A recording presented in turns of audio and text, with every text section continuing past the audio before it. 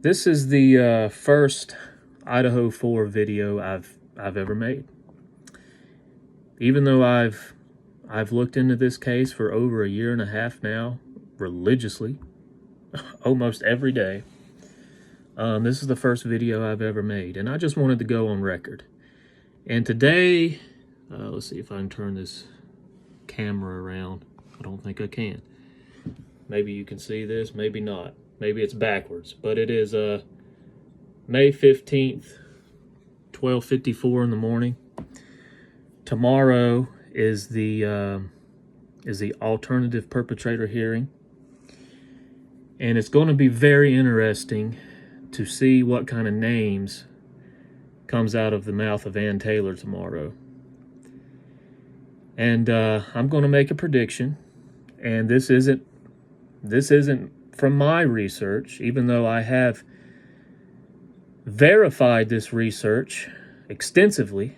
But this comes from a dude, J.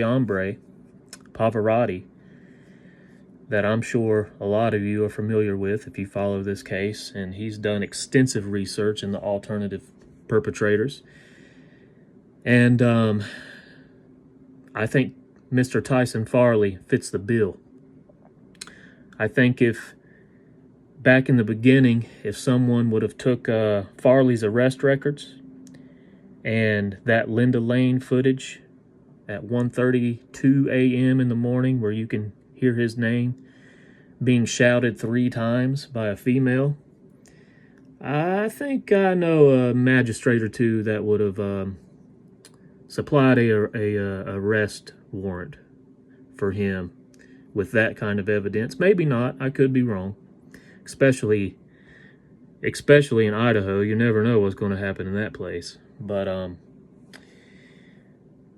I think Tyson Farley is going to be name dropped tomorrow, possibly Dylan Mortensen. And if Farley isn't name dropped, and one of his associates or close friends is, I think there's going to be a reason for that. Let's say James Leonard or Bryson Gill or Slocum or one of, someone in that crew. It's going to be very interesting, and I'm going to have a lot of thoughts about that. But I think Farley is definitely has the most evidence that you can comb through and make a case for this thing. And it's going to be very, very interesting what happens tomorrow in the hearing. I do have a few names in my back pocket that I'm not going to release right now because I personally haven't got on Pacer or got on, I haven't Googled arrest records and police reports and stuff like that.